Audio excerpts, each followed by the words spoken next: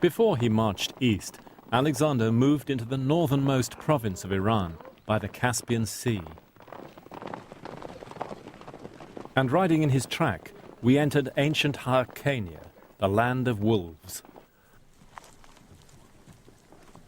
Our guide was Louise Ferrouz, who's lived out here with the Turkomans for 30 years.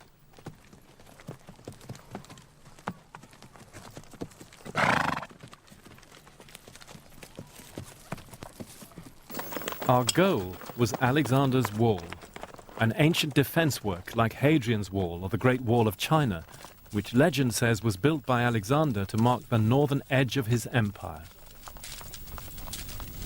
Off to your right is the beginning of Central Asia here, and on the left, on the other side of Alexander's Wall, is the beginning of the Middle East. This encloses the sweet water on this side with the Alborz Mountains and its springs, and on this side you have nothing but brackish springs and very few of those also. So that's civilization and this is nomads. That's right. The great divide of history. Yes. Yeah.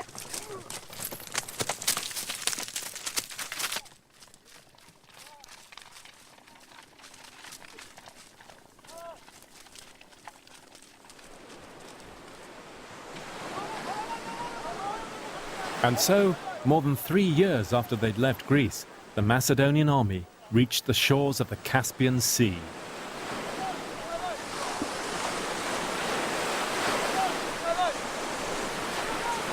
Well, after a year's campaigning in Iraq and Iran, it must have felt good to get to the seaside.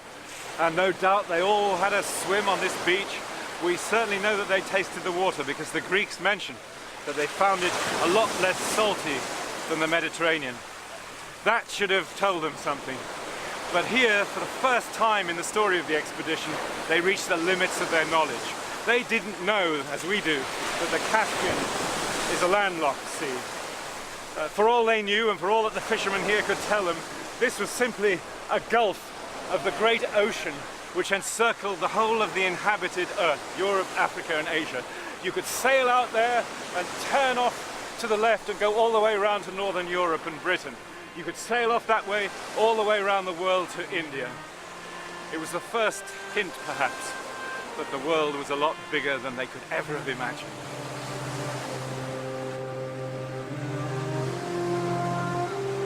For the moment, that knowledge eluded him.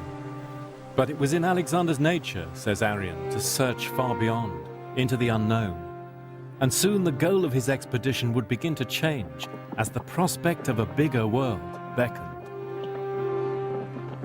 But that was in the future. Ahead of him now lay Afghanistan.